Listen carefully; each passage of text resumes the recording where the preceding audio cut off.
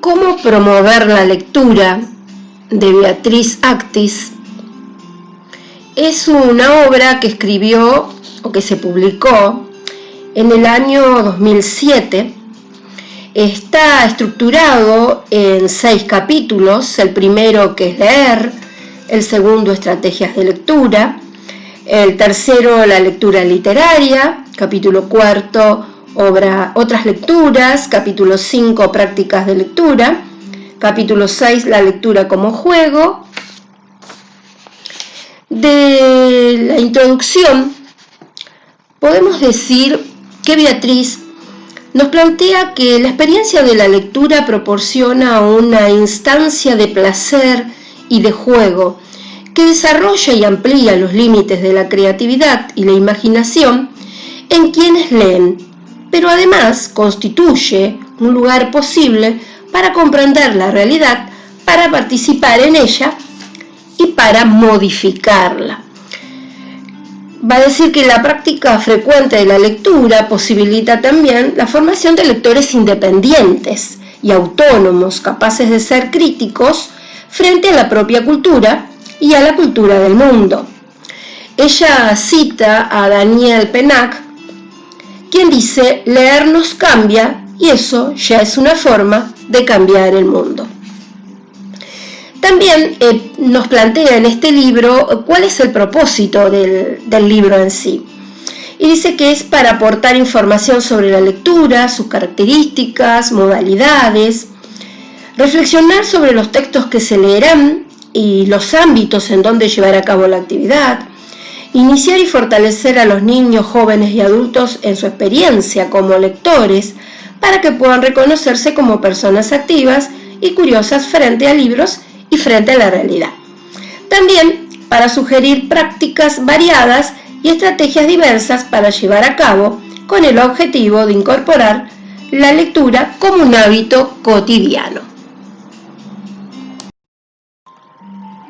Ya en su capítulo primero va a hablar sobre la definición de leer. ¿Qué es leer? Ella va a decir que leer es un mecanismo complejo que en primera instancia implica descifrar o decodificar un sistema de signos, un código. Es frecuente que el término lectura se emplee para referirse a la lectura alfabética o verbal, es decir, a los textos escritos, pero también puede utilizarse con un significado más amplio que abarca la lectura de imágenes. Se refiere a leer desde señales de tránsito, carteles publicitarios, hasta programas de televisión y películas. En relación con los textos escritos, considera que la lectura puede ser mecánica o literal. Dice mecánica cuando se limita a identificar palabras, prescindiendo de su significado. Literal cuando conduce a una comprensión incompleta y superficial del contenido del texto leído. Va a decir para ella, y lo remarca como importante, que sin embargo, una verdadera lectura, es decir, una lectura significativa, no es ni mecánica ni literal, sino que debe apuntar a construir sentido. No se trata solo de decodificar, sino de interpretar. Leer es comprender. Nos va a decir que la lectura comprensiva nos permite establecer relaciones entre las ideas que se desarrollan en un texto, jerarquizarlas, es decir, darse cuenta de cuáles son más importantes que otras, generalizar y sacar conclusiones. Nos permite comparar, ejemplificar, resumir y transferir ideas presentes en un texto. Comprobar que los textos no son transparentes o literales, es decir, que dicen de manera indirecta muchas más cosas que las que dicen de manera directa. Por eso va a decir que la lectura es un trabajo. Leer y escribir son actividades y por lo tanto son actos de intervención en el mundo. También nos va a decir que para leer es importante que el lector conozca y tenga en cuenta el código lingüístico. Ella lo sintetiza en el idioma. las características y funciones de la lengua escrita, su propia experiencia y conocimiento sobre el mundo, la intervención con la que está, es decir, con la intención, con la que se está leyendo, es decir, buscar un dato puntual, estudiar, resumir, es decir, cuál es la intención que tenemos al leer. Las clases de textos que existen y sus diversos soportes o portadores, cómo se construyen los textos y cuándo se usan, las diferencias entre los textos orales y escritos, los textos sencillos que permiten comunicarnos simplemente, y los complejos para comunicarnos más desarrolladamente. Las distintas maneras en que se organiza internamente un texto, la narración, la descripción, la conversación, la argumentación. También nos va a decir que la alfabetización permite el acceso de la comunidad a la cultura escrita y el pensamiento crítico y la imaginación. Siguiendo con el capítulo que es leer, tenemos que decir que también nos va a plantear que toda actividad humana necesita transmitir sus mensajes y organizarlos de una manera definida y estable para que sean reconocidos y sirvan a los fines de la comunicación. De este modo surgen los textos. No puede pensarse la comunicación sin pensar en los textos, porque la comunicación se realiza o se concreta a través de ellos. También nos va a plantear que existen distintos tipos de textos. Nos va a decir que los textos pueden clasificarse a partir de diversos criterios y tipologías. Por ejemplo, nos va a hablar de las comunicaciones simples y cotidianas, que se producen a través de textos tales como las conversaciones, los carteles de vía pública, los folletos y los volantes de propaganda, las inscripciones en las paredes, etc.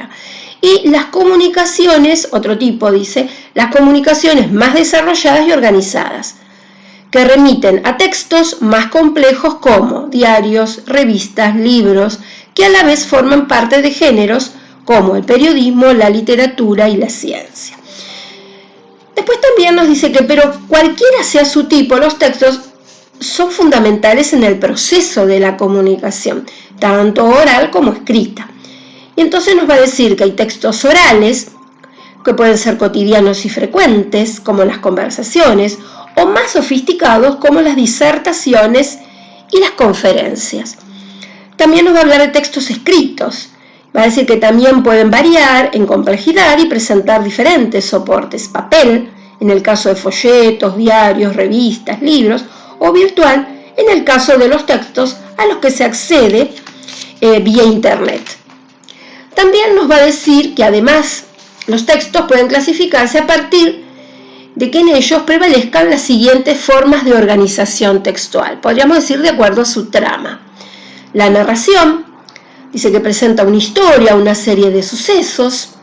Son narrativos los siguientes textos: las biografías, las crónicas periodísticas, los relatos históricos, los cuentos, las novelas, las historietas. La descripción presentan objetos, personas, lugares a través de la percepción del autor. Por ejemplo, una definición en un diccionario, una nota de una enciclopedia de ciencias naturales en la que se dan características de un ser vivo. La conversación presenta un diálogo entre dos o más hablantes. Por ejemplo, va a decir la conversación propiamente dicha, en la oralidad. Los reportajes, el teatro, tanto en la oralidad, por ejemplo, un reportaje en la radio o en la televisión, o la representación de una obra de teatro, como en la escritura, por ejemplo, un reportaje en un diario o en una revista, o el texto literario teatral a partir del que se representa en una obra. La argumentación va a decir que presenta hechos, problemas, razonamientos de acuerdo con una opinión determinada y fundamenta dicha opinión argumentando a su favor. Por ejemplo, dice artículos periodísticos de opinión, los editoriales de los diarios, las monografías sobre temas diversos, las cartas en las que se pide o reclama algo y se argumenta a favor de dicho reclamo, etc. Esto quiere decir que los textos en general poseen algunas de estas organizaciones textuales, muchas veces combinadas entre sí. Por eso podemos decir que esto de ponerle una etiqueta a cada texto es bastante complejo porque los textos son bastante híbridos. Podemos tener secuencias narrativas, secuencias descriptivas, secuencias expositivas dentro de ellos. Entonces a veces el ponerle o darle una etiqueta en especial a veces es complejo, pero bueno, a veces también para estudiarlo, para enseñarle a nuestros alumnos, bueno, es necesario darle una clasificación, alguna de ellas, como para que ellos puedan comprender y saber qué tipo de texto es con aquel que se van a encontrar.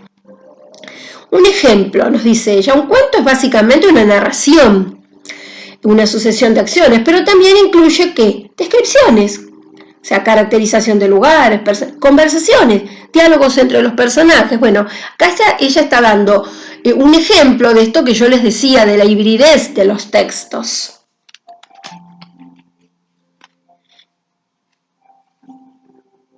Por eso, siempre tenemos que tener en cuenta esto, aunque cuando tenemos que enseñarle a nuestros alumnos, debamos hacer un recorte y debamos acotar o buscar una clasificación para poder enseñarles y que ellos sepan los distintos tipos de textos que hay y también le podemos dar las distintas clasificaciones que hay, ¿por qué no?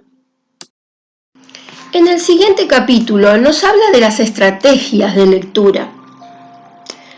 No es decir que es importante que los niños descubran los libros desde edad temprana y que los manipulen, aunque no sepan leer ni escribir. Imaginen la historia que se narra a partir de las imágenes. Escuchan las historias de los libros leídas en voz alta por otros. También nos va a decir que la promoción de la lectura consiste en un acto deliberado para acercar a los niños a los libros por medio de actividades que tengan relación con el juego y que provoquen interés y placer. Va a decir que hay que ofrecerles variedad de lecturas según los intereses generales de cada edad. Y nos va a plantear ciertas cosas. Dice que a los niños de 2 a 6 años es importante acercarles libros creativos, que incluyan juegos y que estimulen de manera progresiva su curiosidad ante el mundo.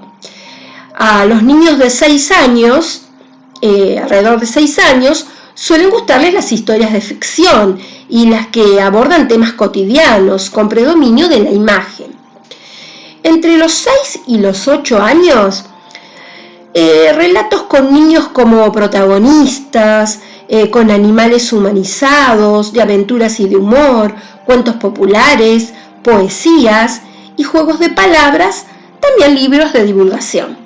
Entre los 9 y 11 años va a decir cuentos y novelas, poesías, teatro para ser representado, historietas, libros de divulgación científica y que combinan información y entretenimiento, ciencia ficción, terror, leyendas, biografías.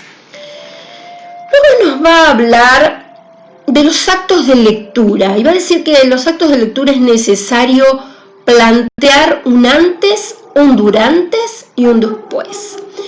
En el antes de la lectura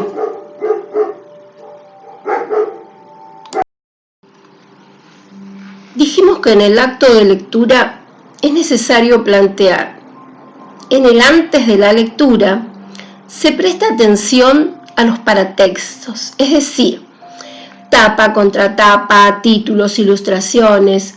Una de las actividades para realizar puede ser predecir el contenido del libro a partir de sus paratextos. Esta sería como una etapa que plantea dentro de la lectura. En el durante, o lectura propiamente dicha, es importante ir verificando si se cumplieron o no las predicciones iniciales y formulando otras. También se puede comprobar mediante preguntas si el texto está siendo comprendido por el lector. En cuanto al después, o sea, la postlectura, puede volver a narrarse oralmente la historia continuar con las preguntas respecto de su comprensión y recrearla a través de actividades como dramatizaciones, dibujos, etc. Estas actividades irán acercando al niño al mundo de los libros. La lectura de un libro será una puerta de entrada a otros. Siguiendo con estrategias de lectura, nos va a plantear Beatriz que la lectura de libros en la actualidad se ha vuelto masivo el uso de Internet, aunque no es posible acceder a Internet si no se lee y se escribe. Esta nueva actividad se llama lectura digital. Y para orientar a los niños y jóvenes en sus lecturas digitales, expresa Beatriz, es preciso conocer sus lecturas en Internet y sugerirles otras. Reflexionar junto a ellos sobre las diferencias que existen entre leer un libro y leer en pantalla. A diferencia del texto de un libro, que se puede leer en su orden sucesivo, el hipertexto virtual está formado por páginas ligadas entre sí por hipervínculos que se abren en ventanas y que permiten al usuario recorrer diversos caminos para acceder a la información. Todo esto cambia los modos de leer. Ambas lecturas, libros e Internet, se deben complementar y potenciar entre sí. En su capítulo 5, Prácticas de la lectura, nos expresa que existen mediadores de lectura. Va a decir que el aprendizaje de la lectura como actividad social se da desde la infancia a partir de las experiencias junto a otras personas que, en diversos ámbitos y circunstancias, asumen el rol de mediadores de lectura. Y va a dar ejemplos. Los padres, los pares, es decir, hermanos, primos, amigos, vecinos, compañeros de escuela, los maestros, los bibliotecarios. También va a plantear que la lectura es uno de los principales instrumentos de aprendizaje, es decir, una herramienta básica para conocer al mundo. Llegar a ser lector no es un hecho que ocurre de golpe ni en general de manera espontánea. La práctica de la lectura puede experimentar cambios a lo largo de la vida de una persona. Cada persona posee una historia como lector que suele comenzar y desarrollarse en el hogar, en la biblioteca, con amigos u otros pares de la comunidad, que también necesariamente debe desarrollarse en la escuela. En la escuela se encuentra la gran ocasión para profundizar y ampliar la historia de lectura de cada alumno o alumna. Las siguientes son algunas sugerencias que va a plantear Beatriz para que los docentes incentiven el hábito de leer de sus alumnos. Así que la escuela es un lugar de lectura y por lo tanto es un lugar de intercambio, de aprendizaje, de crecimiento y de transformaciones. Se trata de lograr constituir a la escuela como una comunidad de lectores. Continuando con las sugerencias para los docentes, para que puedan incentivar el hábito de leer de sus alumnos, también nos plantea que leer brinda al alumno, ya sea un niño, un adolescente o un adulto, la posibilidad de construirse como sujeto, además de ser un claro apoyo para su trayectoria escolar. Saber leer y escribir por sí mismos, es decir, la alfabetización por sí sola, no construye lectores, simplemente los capacita para poder llegar a serlos. El placer de leer es algo a lo que no todos los que saben leer han accedido. Para poder leer hay que poseer el interés de hacerlo, la necesidad de saber y de conocer. Si no se ha descubierto el goce por la lectura, si ésta no logró cobrar un sentido, tampoco habrá necesidad de ejercitarla. Para cumplir con estas expectativas, va a sugerir que en el caso de niños más pequeños, que no están todavía alfabetizados convencionalmente, como lo he señalado en el otro capítulo, leer, dice que libros para bebés, lectura y familia. El texto funciona como un enigma y hay que aplicar estrategias de prelectura a partir de las imágenes, el diseño del libro. Para niños más grandes y para los adolescentes y adultos también, elegir textos variados cuya complejidad vaya aumentando progresivamente y de ese modo ayuden a desarrollar las capacidades interpretativas de los alumnos. En cuanto a las actividades para realizar en el aula, es importante que vean variadas y adecuadas al grupo de alumnos, atendiendo a las particularidades de los gustos y habilidades de lectura, a los objetivos de la propuesta, etc. Puede tratarse de la lectura individual y la lectura colectiva.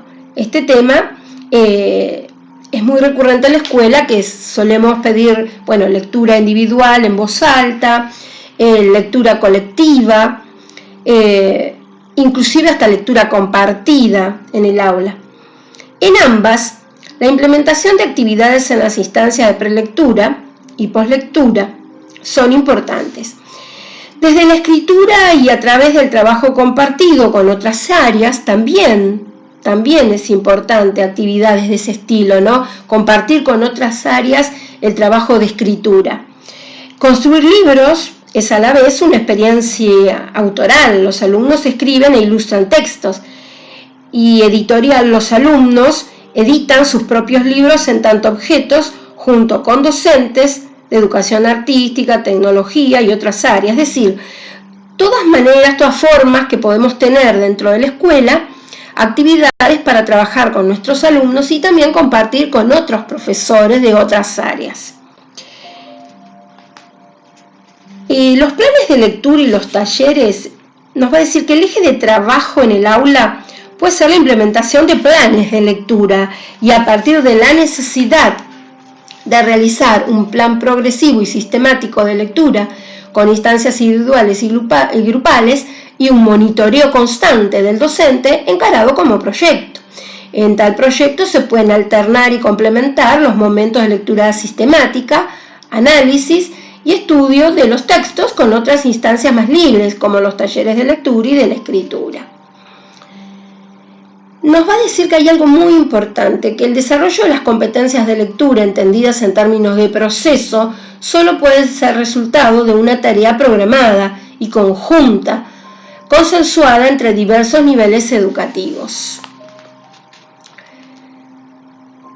También nos va a plantear que la escuela es el lugar de mediación y de encuentro entre los niños, adolescentes y adultos, en tanto alumnos, y la lectura. Los docentes y bibliotecarios deben ser ellos mismos lectores para poder llevar adelante de manera efectiva la implementación de talleres y de planes sistemáticos de lectura, tanto en el aula, en la biblioteca escolar, como en toda la institución. La familia, la escuela y la biblioteca pueden y deben articular entre sí sus esfuerzos para llevar adelante la tarea de promoción de la lectura de niños, jóvenes y adultos. Capítulo La lectura como juego. Es su último capítulo. Va a decir que en la promoción de la lectura va a proponer algunas características y orientaciones para tener en cuenta a la hora de realizar actividades de promoción de lectura destinadas a los niños, ya sea en el hogar, en la escuela o en la biblioteca.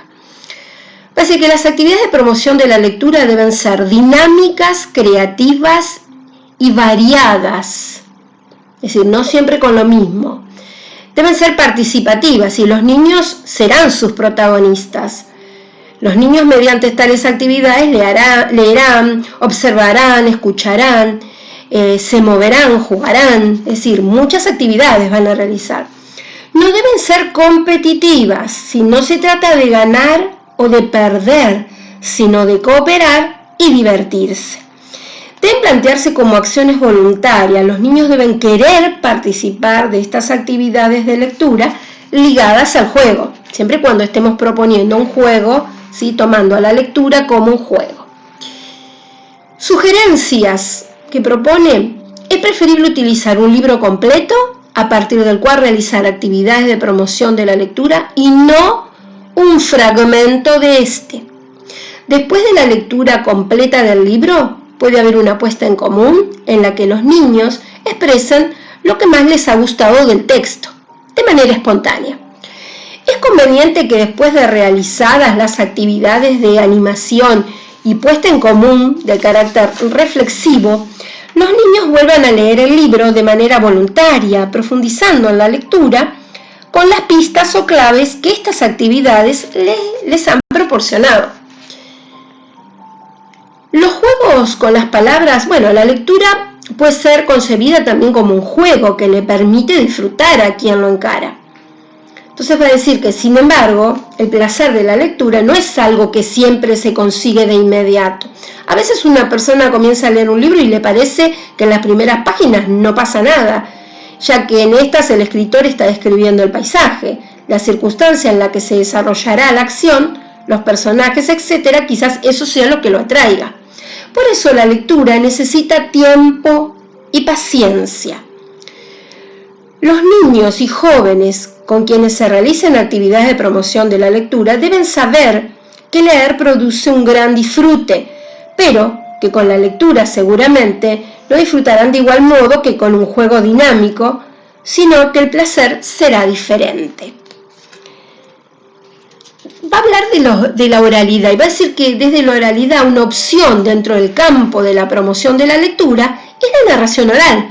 La práctica de contar cuentos resulta eficaz porque abre espacios de comunicación y de estímulo a la creatividad. Narrar historias es una de las actividades expresivas más antiguas de la historia de los hombres. Y así como el escritor tiene como instrumento la palabra escrita, el narrador utiliza otros recursos propios de su tarea. Por ejemplo, su voz, sus gestos, su mirada, sus silencios, su actitud corporal. La narración de historias puede estimular en los niños, jóvenes y adultos el propio desarrollo y enriquecimiento de la capacidad narrativa, propiciando el despliegue del lenguaje oral y gestual. Y plantea algunas sugerencias con respecto a esto. Dice que en el momento de la narración puede intervenir un con-narrador o un interlocutor que vaya formulando preguntas y realizando comentarios que refuercen lo que el narrador principal cuenta. También pueden incluirse momentos de interacción o contacto físico que involucren directamente en la historia a los que escuchan. A veces el narrador puede acompañar su relato con elementos como sombreros, pañuelos, bastones, según el contenido de lo que se está narrando. En este libro podemos decir que Beatriz Actis nos presenta toda una serie de cosas que podemos utilizar, de métodos, de formas, para poder promover la lectura. Y nos va a decir que leer posibilita a los lectores tanto ampliar su visión del mundo, como construir una manera más de explicarlo, de acceder a él y modificarlo. Beatriz Actis es egresada de la carrera de Letras de la Universidad Nacional del Litoral, es profesora de la Maestría en Literatura para Niños de Facultad de Humanidades y Artes, Universidad Nacional de Rosario, y del Profesorado de Lengua y Literatura para EGB 3 y Polimodal de la Escuela Normal Superior San Martín de Santa Fe, ciudad en la que reside. Ha publicado novelas, libros de cuentos y ensayos, entre otros, Alrededor de las fogatas, Para alegrar al cartero, Taller de lengua, de la oralidad a la lectura y a la escritura, y Cómo elaborar proyectos institucionales de lectura. Es coautora de La literatura en el nivel inicial, Ministerio de Educación de la Provincia de Santa Fe, Programa Provincial de Promoción de la Lectura. De este libro y de lo que pudimos observar en lo que plantea Beatriz, es que la promoción de la lectura debe ser un trabajo continuado, es decir, continuo, habitual y a largo plazo. No podemos esperar que sea de un minuto para el otro, no es algo espontáneo, hay que continuarlo, hay que hacerlo habitual y esperar porque es a largo plazo. Desde la oralidad nos va a plantear que desde el campo de la promoción de la lectura una opción es la narración, como les había comentado antes, y la narración oral. Recordamos que les había planteado que es muy importante la narración oral porque nos va a permitir estimular la creatividad de nuestros alumnos. El contacto con la oralidad constituye una importante puerta de entrada para el mundo de la lectura. Es importante generar en la casa, en el aula, en la biblioteca y en otros ámbitos una dinámica en relación con la lectura, la escucha y la narración oral. La promoción de la lectura no constituye una tarea rápida, como se los había planteado antes, ni simple. No hay fórmulas y se debe planificar cuidadosamente. La existencia de infraestructuras públicas es fundamental para mantener y ampliar el hábito de leer. Familia, escuela y biblioteca pueden articular entre sí sus esfuerzos para la promoción de la lectura. Dijimos que la narración oral, lo volvemos a repetir, permite acceder al mundo de los libros y estimular la lectura. Por eso es importante de repente, si nuestros alumnos leen un cuento, tratar de que no sea algo demasiado extenso, pero un cuento, y pedirles que lo renarren. Entonces, por ejemplo, darle cuentos distintos a todos los alumnos y pedirles que en la clase siguiente comiencen a pasar al frente de a uno y a contar su cuento, a contar el cuento que leyeron, es decir, renarrar. Entonces va a ser una instancia muy interesante porque se van a cruzar, se van a intercambiar conocimientos, se van a intercambiar experiencias de lectura entre los distintos alumnos. Tomé esta frase nuevamente porque me parece muy profunda e importante. Leer posibilita a los lectores tanto ampliar su visión de mundo como construir una manera más de explicarlo, de acceder a él y modificarlo.